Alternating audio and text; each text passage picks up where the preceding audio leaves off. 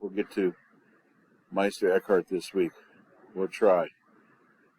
So this week we're talking about the darkness of God, which seems like a paradox or a contradiction. God's supposed to be light, right? Truth and light and love, not darkness. But this is an aspect of Christian mysticism that focuses on the more negative aspects of the journey through the desert, suffering, deprivation, surrender, darkness. And this is my favorite chapter because in the decade from 2010 through now, through 2020, was a very dark decade for me. And my wife died of cancer after a 7-year battle with breast cancer. And I think I've told you that towards the end of those 7 years, she and I were having pretty frequent numinous moments together, or peak experiences, or mystical, kind of being lifted up into a special place where time would slow down and colors would get brighter, and we just felt at peace and at one with the universe together. It was pretty incredible. And it's even more incredible when two people experience it together. That's very unusual. And that happened to us maybe not quite a dozen times, but 7 or 8 or 9 times over about a 2-year period. Because of her cancer, we knew we couldn't control the physical aspect. Only the doctors could. So we tried to do everything we could to grow spiritually and to have our attitudes right, with the assumption that if our soul was healthy, then that could not hurt but help the body. And ultimately, she lived a lot longer than people are supposed to with her condition. But that was a kind of a high point, really. I mean, yes, there was grief. There was grief before she died because I knew it was terminal. But after she died, then I got pretty much enveloped by darkness. Despair, grief, questioning my faith. And I could tell some stories, but there's no need for that. However, it was a long 10 years, very difficult. Martin Luther says something interesting. He says that God can only raise the dead up to life.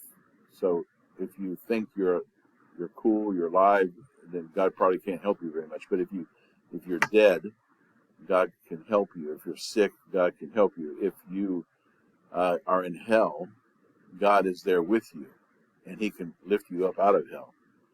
It's partly paradoxical, and there's a little bit of mysticism in Martin Luther. But he says sometimes God sends us into hell so that then He can raise us up.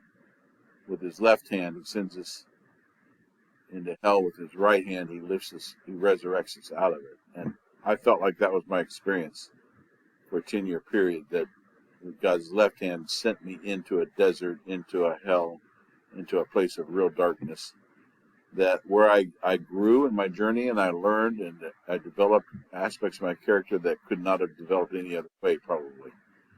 And now I look back on it, I'm grateful. Moises is here. You hide behind Jose quite easily. I couldn't see him, and suddenly his head went over like this. So I have a special fondness for this chapter, because this chapter is for people who are beat up in life and maybe despairing and lonely, discouraged. And I believe it gives a lot of hope. So this is chapter 4 of Jason Baxter's Introduction to Christian Mysticism. And Dionysius, Gregory of Nyssa, and Meister Eckhart are the 3 primary subjects of this chapter. And it's called The Darkness of Unknowing. And again, this is a paradox. This whole book and our course is full of metaphors and paradoxes, because we're like the blind men and women trying to describe an elephant that we can't really see. So there's no other way to describe the transcendent but through metaphors and paradoxes. So I'm not sure if we'll get through the whole thing this week. it's incumbent upon you to read. I will make the PowerPoint available to you, but I didn't get a chance to finish. I went through the first half of the chapter for the third time or fourth, so it's not like I haven't read it. But I didn't get to finish the PowerPoint with Meister Eckhart. That's Rockhammer. So here's a picture I took at Black Point Marina. You see the fiery skies, the sun setting behind the marina, and I used that as the backdrop for the verse that describes this week's theme, Psalm 18. He made darkness his secret place. His pavilion round about him were dark waters and thick clouds of the skies. So, we might think that it's all about the light in Christianity or Judaism, but when you start looking, there's a lot, especially, there it goes again. You got to keep your head out there or you surprise me. It's like, wait a minute, who's that peeking around? Or you can move over here where I can see you. It's up to you. I don't like telling students what to do until I get really mad at the end of the semester. Then I sometimes do if they're trying to scam me. Okay, that works because at that angle I can see you behind Shinatsu, and she's not quite as big as Jose. Hello, Nadine. How are you? Welcome. So I'm just talking about this chapter. This is a picture I took at Black Point Marina, and I felt like it goes well with this verse, Psalm 18. He made darkness his secret place, his pavilion around about him were dark waters and thick clouds of skies. So there's actually a lot in the Old Testament about the darkness of God, and that about God being surrounded with darkness. It's the mystics, and you'll see it in this chapter, describe it as darkness because it's so bright, it becomes dark. Again, a paradox. It's just so bright we can't see. I suppose it'd be like the guy climbing out of Plato's cave in the allegory, and if he climbed up the cave too quickly and ran out of the cave, the sun would be darkness to him because he wouldn't be able to. He'd have to close his eyes. He couldn't stand the brightness, and so it's not light; it's dark because his eyes are shut. So this is the darkness of God. If you know the story of Moses, when he went up to the top of Mount Sinai, where he received the law engraven in 2 tablets of stone, it says that Mount Sinai was covered with clouds of darkness, thunder and lightning. Those are manifestations of Jehovah's presence descending on Mount Sinai. And there's a lot in there about the darkness of God. So, Gregory of Nyssa explores what we could call the subjective dimension of the doctrine of God's hiddenness. Why would God hide? We all assume that God wants us to know him and love him. Why would he hide? Just think about that. I'm not going to pick on you. Some of you look like you need another day on the weekend. So God, the scriptures are clear that God is a God who hides himself. And there's a reason for that. Gregory, who lived around the same time, a little bit before St. Augustine. Gregory was the younger brother of Basil of Caesarea, and they were friends with Gregory of Nyssa. I can't pronounce that. Someone try to pronounce it. Dionysius. How would you say it? Yeah. Okay, you're good.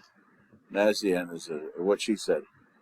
Are referred to as the Cappadocian Fathers. They're foundational for the Eastern Church, which is the Eastern Orthodox Church. They belong to both the Western and the Eastern, but they're especially foundational for the Eastern Orthodoxy. Cappadocian Fathers. That's a picture of Gregory of Nyssa. So he wrote a book called The Life of Moses. So that was Gregory's book. And he tries to talk about the mystical pursuit of God using Moses as an example or illustration. The life of Moses, that is. So a God whose thought of only in terms of saturated sensation runs the risk of only being a God of enthusiasm and emotion, from Gregory's point of view. And a God who is thought of only in terms of darkness and desolation runs the risk of being only a remote principle or an impersonal force, a Christian nirvana.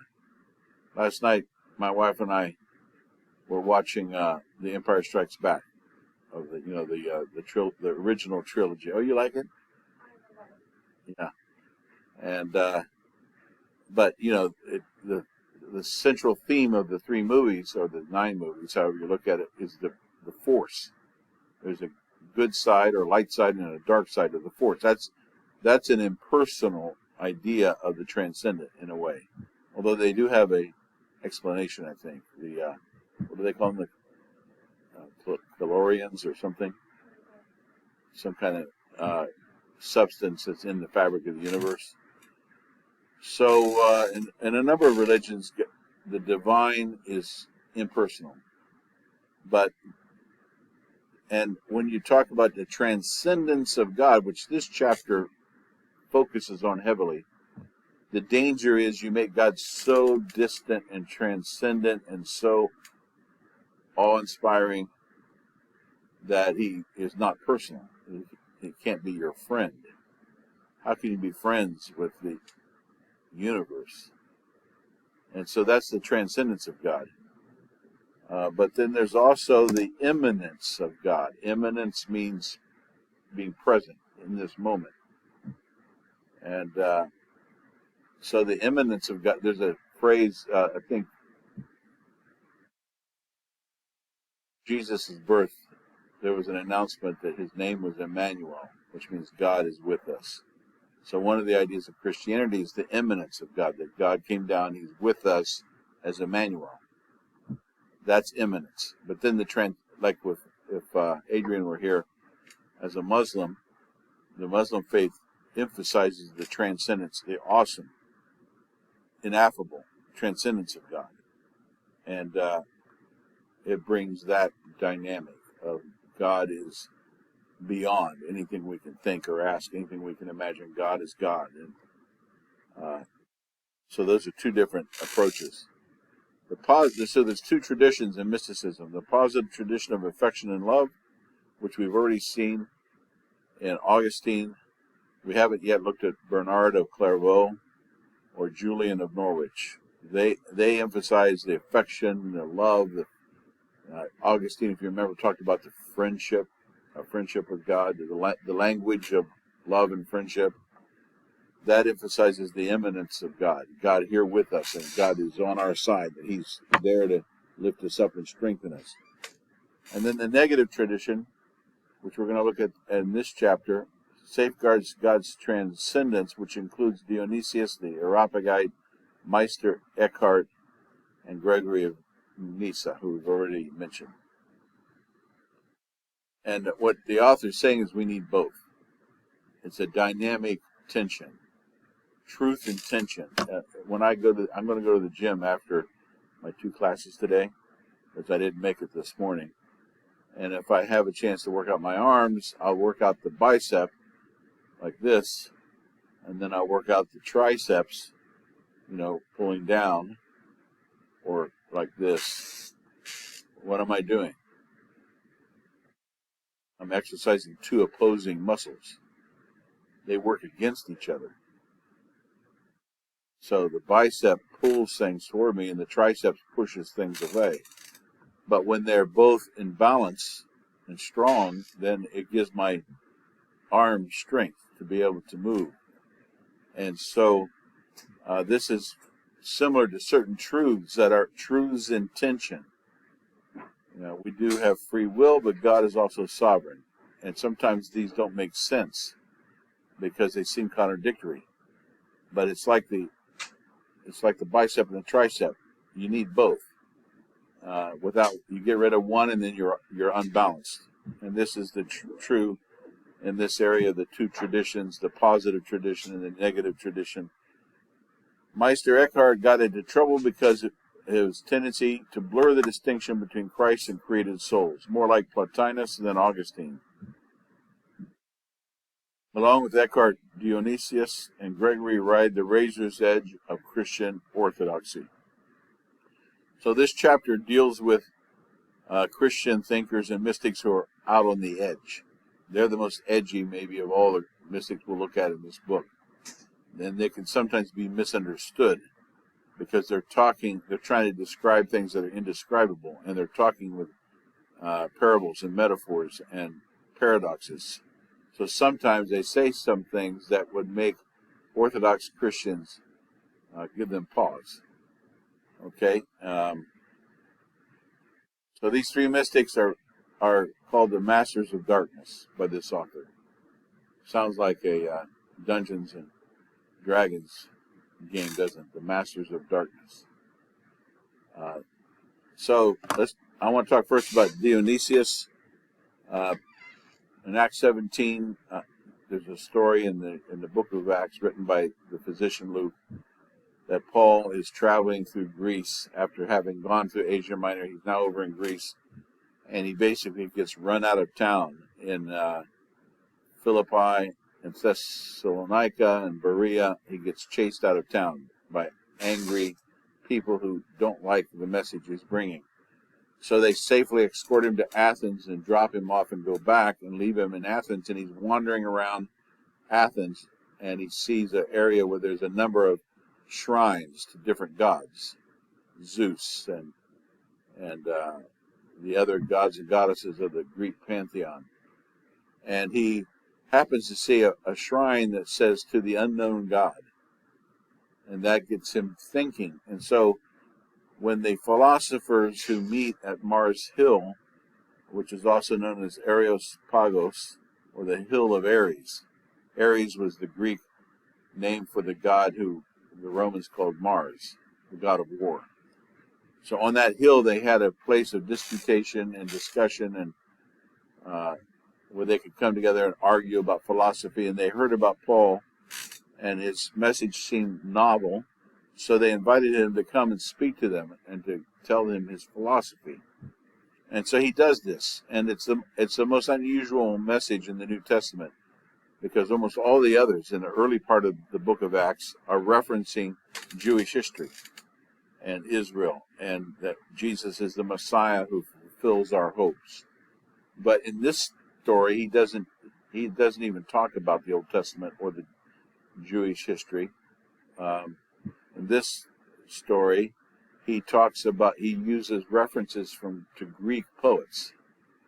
You see very clearly here how a missionary, in this case, apostolic missionary like St. Paul, could adapt their message depending on the audience they were speaking to.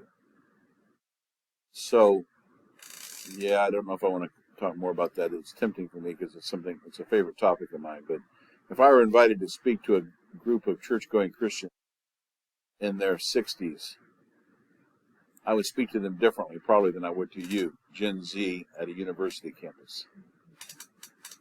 You got me? You feel me? You feel me? Now I'm speaking to you. And so this is called missiology. It's learning how to speak the message in a way that your hearer can most easily understand what you're trying to say. So he does this in Acts chapter 17. And as he's talking, he talks about Jesus and the resurrection, which the Greek philosophers find a little off-putting. They don't really buy this idea of a physical resurrection. But as he's talking, he says, as I was walking around, I saw an altar to an unknown God. And even though as a Hebrew, he would object to altars to other gods other than Jehovah, he spoke very positively. He said, I commend you on how religious you are. You know, that's good salesmanship. He's putting on his best foot forward. I commend you on how religious you Athenians are, because I saw all these shrines to Zeus and Ares and all these other gods and goddesses, and I saw one even to an unknown God. And so he pulls out a Greek poet and quotes him, and he builds his whole message around this idea that the unknown God is the God of Christianity, or Jesus. He said, this God that you don't know, I'm here to tell you about. And it was kind of brilliant, but it kind of fell flat on his face because he didn't have a friendly audience. Most of the time he would talk to God-fearing Jews or Greeks who were who were learning about Judaism, and they understood the background. And so most of the time he was talking to people who were prepped and ready for his message. This time it was not the case. It was a very hard sell. And so as he left, they said, okay, that's cool. You're speaking some strange things here. We'll have you back again and hear more about it. And when he left, two people followed him, Dionysius and a woman named Damaris followed him out of the Mars Hill and believed the message that he was bringing. Now, let me pause for a second to allow us to refocus. Say that you have to pause or change up or tell a joke about every 20 minutes. Because if you talk too long, people start fading away. And it's true for me. One of my best friends preaches on Sunday mornings, and I listen through their Facebook live page. And I'm good for about 30 minutes, and then I start fading away. So we all good? Rough weekends, man. You guys should have rested like I did.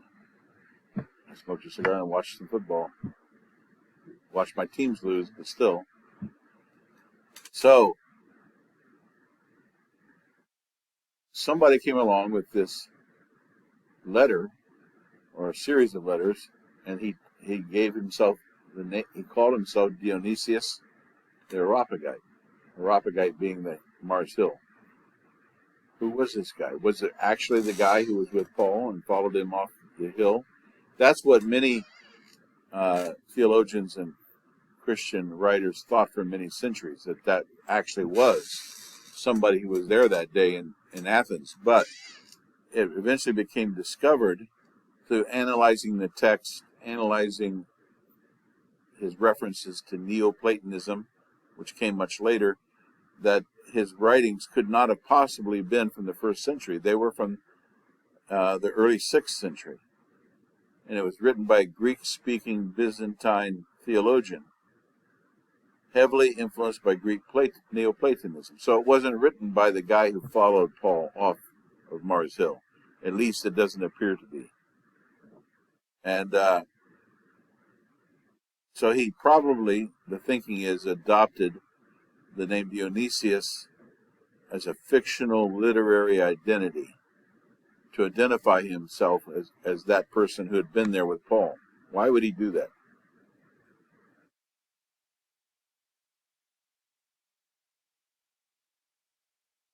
First of all, it was not an uncommon practice. Not like today. If you wrote a book, signed it, Confessions by Ivanka Trump, and your name actually was Delaney Cook, it would be considered unethical. But in that time period, it was not unethical. It was an accepted practice. Go ahead. Yeah, so you know how there is the four. Yeah. But then there's also a lot of apocryphal gospels. Right. Written by people such as this. Yeah. It's like the Gospel of Mary, the Gospel of Peter, of Thomas, Mm-hmm. and it's by Mary or Peter or Thomas, but it was rather.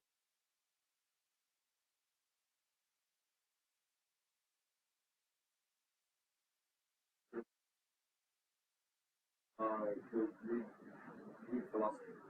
Yeah, that's correct. And some of them were Gnostic writings, a particular splinter of Christianity at that time. So they're writing, trying to claim the authority of a 1st century witness to put forward their own claims. But so it was very common. And so the thinking today is that Dionysius the Areopagite was not the guy from Acts chapter 17, but he wanted to make some points. He had some insight and some wisdom about mysticism, and he wanted to make points, and he felt like the best way to do that was to identify himself as one of the followers of Jesus. You see there, 2 Corinthians 12. That's where Paul says that he was caught up into the third heaven, and that he was in paradise, and he saw things, and he heard things that he couldn't articulate. In the King James, it says that it's not lawful to utter. But what that might mean is that I just can't put it in words. It's impossible. So Paul claimed to have a mystical experience in 2 Corinthians 12. And Dionysius is purporting to tell us about what that experience was and how Paul experienced it. In other words, he wants to lay out a pathway or an approach to mysticism, and he's using this 2 Corinthians 12 as his launching pad, and by identifying himself with the Apostle Paul as if he might have been very close to Paul and had received secret teachings from Paul about how to access the divine, by calling himself Dionysius, it gives him greater moral authority, I guess. So that's what he did. But what he's really talking about is how to be caught up into the third heaven and into paradise. Now, later on, we'll discuss in the chapter, is the third heaven the same thing as paradise? Or is it two experiences? The third heaven being like the first stop, the train stop, but the destination being paradise. There's disagreement about that.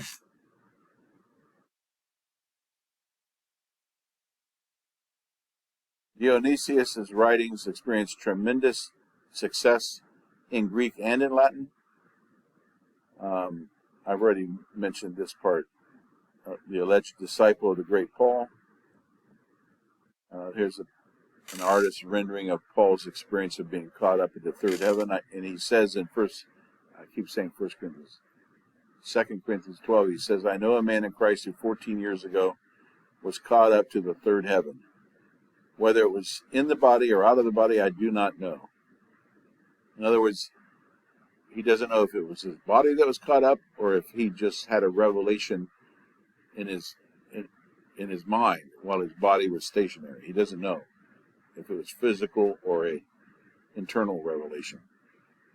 God knows. And I know that this man, whether in the body or apart from the body, I do not know, but God knows, was caught up to the paradise and heard inexpressible things that no one is permitted to tell. What he might have been saying there is, I heard things that I couldn't even begin to put in words for you.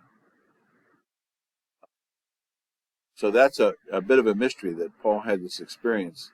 It's definitely a mystical experience that he's referring to. And Dionysius claims to have knowledge about this experience and how people can pursue that experience. So some people call him Pseudo-Dionysius. Pseudo-Dionysius meaning not the actual 1st century Dionysius, but the 6th century Greek guy who called himself Dionysius. And he wrote about the brilliant darkness of hidden silence. Negative adjectives magnify the mystery of God. God was atheotos. I can't pronounce it. Atheatos means not visible. Anytime you see a before something, it means not. Like an atheist means not a theist. That comes from Greek. Agenatos, not born. Aperigraphos, incapable of being described in words. Help me out, Delaney. I can't pronounce it. How would you say it? Yes. That's very good. I wish I could pronounce like you do. And I was foolish enough to learn Spanish and Portuguese and a little bit of French. And I can't speak English that well. Anonomastos, unable to be named. This is something unnameable. Akataleptos, not comprehensible. So these are ways of talking about God. God is not that. God is not this. So in some ways, because God is indescribable and he's beyond our imagination, it's easier to say what he's not. than to say exactly what he is. Because as soon as you say what he is, you're locking him into a symbolic language, a symbol. In Islam, you're not supposed to make images of God or of Muhammad. In the Old Testament, the Hebrews were forbidden to make images of Jehovah.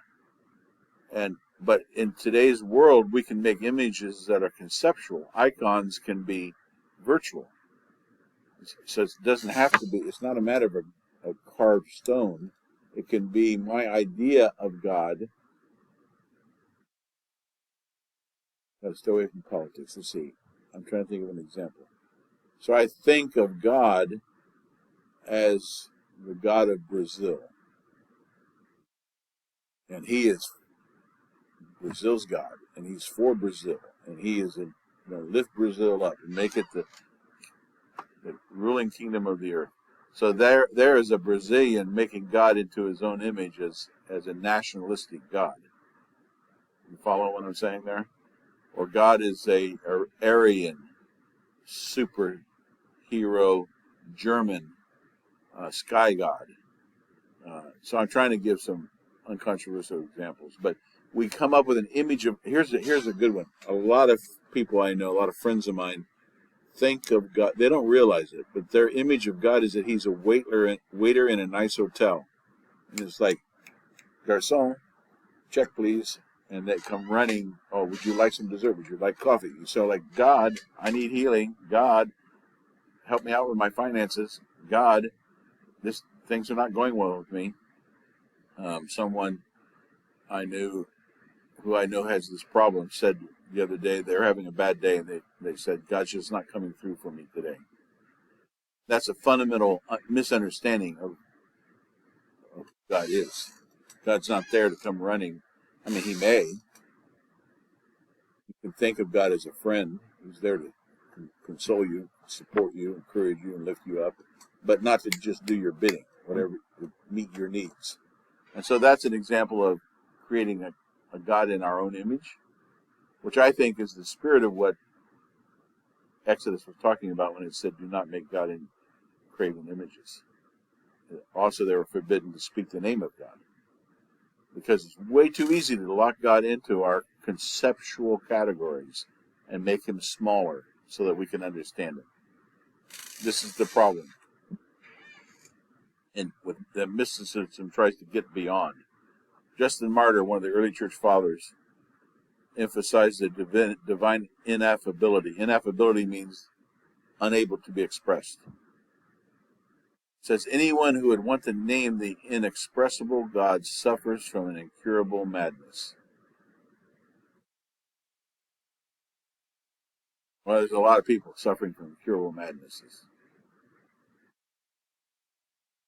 Very determined to not give controversial examples, but a lot of people are running around saying, God did this and God that. And God is on my side. And God is the God of the Miami Dolphins. Next week, bro. I suffered from Miami Dolphins withdrawal this week. And my two teams, backup teams, my brother's Cincinnati Bengals, and my wife's Baltimore Ravens. We were watching them at the same time. And they both came down to like 1 or 2 points and lost in the last second by a field goal. Oh, I didn't see that one. Anyway, so God is not the God of the Miami Dolphins or the Cincinnati Bengals, even though people pray for their teams. So the Via Negativa is what we're talking about this week. Some Christian authors were sensitive to the darkness of God, delighting in it and drinking it in like the blackness of night. That's how I am with my coffee. If I have to drink McDonald's coffee, it's not too bad. But if I just have to buy a cup of coffee, it's horrible to start the day for me. I like to fix thick, dark espresso coffee with a Cuban coffee maker. I don't put sugar in it. It's strong, and it's so good. Black and hot, and it's so good. And usually that's all I need for the whole day, unless I have to go buy McDonald's coffee. Then I've got to drink 3 or 4. I'm being silly, but I'm to try to help you get through this class because I know you're all tired. So some Christian authors were drinking in the darkness of God, like the blackness of night. But there is no Christian who had yet formulated, at this point, I'm talking about the early 6th century. Help me out with 6th century. That would be 500s? Yeah, so the early 500s. I always get that confused. So by 520, there was no Christian thinker who had formulated a method or a path through such negativity and darkness. A path that would come to be known as the Via Negativa. This is why this chapter was so meaningful for me. Because I had just come through 10 years of a very negative time in my life, a very dark time. And then to find out that there was good things in it that I didn't even know were happening in me during that time. You know that song, I've been through the desert with a horse with no name? Makes me think of that for some reason. So he's called the mystic's mystic, Dionysius. I was looking for some pictures to kind of illustrate this. I had to go far afield. This is a picture of clouds of darkness. So Dionysius wrote several medieval essays, including 2 treatises on the hierarchy of the angels and the ecclesiastical hierarchy. He also wrote an essay called The Divine Names. He uses metaphors. He says, imagine a series of waterfalls tumbling down from a height and then flowing into a mountain valley. If you, coming from below, were to follow those various streams all the way to the top, are you with me now? Are you picturing the waterfall? Picture the waterfall, and you're like a salmon swimming up the waterfall, going to the top. Or you're like Father Gabriel in the Mission, climbing up the waterfall. And you finally get to the top, where the snows slowly release their waters when they melt in the late spring. You would see how Dionysius feels about the universe. It all flows from its cause. God, whose ecstatic goodness flows forth in the joy of making the visible world. I like that picture. I'm big on looking for good pictures that kind of capture what we're talking about here. This is you see all the different waterfalls, the colors. So this is like God and his essence, his love, his wisdom, his power, his virtue flowing from these heights, flowing down into creation, creating good things in our lives. But how do we go back up to the source? Oh, I thought I had a picture of some salmon in here.